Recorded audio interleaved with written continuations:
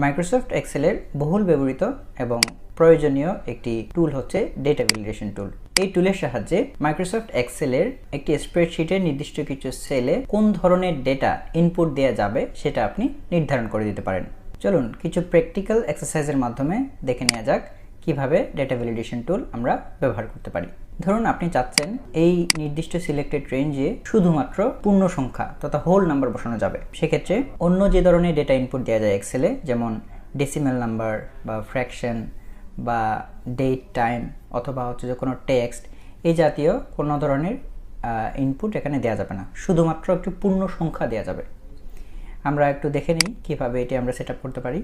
So প্রথমে আমি রেঞ্জটি select করলাম, তারপর ডেটা ভ্যালিডেশনে গেলাম, যে সেটিংস ট্যাবের মধ্যে অ্যালাউ অর্থাৎ কোন ধরনের টেক্সট বা ডেটা আপনি অ্যালাউ করবেন সেটা সিলেক্ট করে দিবেন।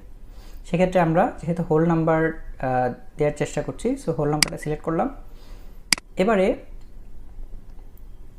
ডেটা সেকশনের মধ্যে আমি আরও স্পেসিফাই করে দিতে পারি যে কোন হোল নাম্বারের মধ্যে নির্দিষ্ট কোনো রেঞ্জ আছে কিনা বা কত থেকে কত পর্যন্ত নাম্বার আমরা ইনপুট দিতে পারবো। এখানে অনেক ধরনের অপশন আছে, বিটুইন অর্থাৎ দুইটা সংখ্যা দিলে ম্যাক্সিমাম এবং মিনিমাম এই দুটো সংখ্যার মাঝামাঝিতে যত সংখ্যা আছে সব কিছুই দেওয়া যাবে। আবার নট বিটুইন যদি দিই তাহলে যেই রেঞ্জটি আমরা সিলেক্ট করে দেব সেই সিলেক্টেড রেঞ্জের ভিতরের কোনো সংখ্যা দেওয়া যাবে না, এর বাইরে থেকে দিতে হবে। ইকুয়াল টু দিলে যে সংখ্যাটা আমি সিলেক্ট করে দেবো শুধুমাত্র সেই সংখ্যাটাই এখানে বসানো যাবে। এভাবে not equal to, greater than, less than, greater than to or equal to, less than or equal to. So এই সবগুলো অপশন আছে, আমি যে কোনো একটি এখান থেকে বেছে নিচ্ছি, যেমন বিটুইন।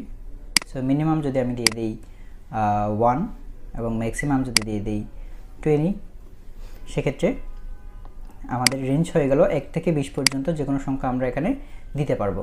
কিন্তু যদি আমি একের চেয়ে ছোটো বা 20-এর চেয়ে বড় কোনো সংখ্যা দিতে চাই সেটি অ্যাকসেপ্ট করবে না। একটু দেখে নেওয়া যাক প্র্যাকটিক্যালি।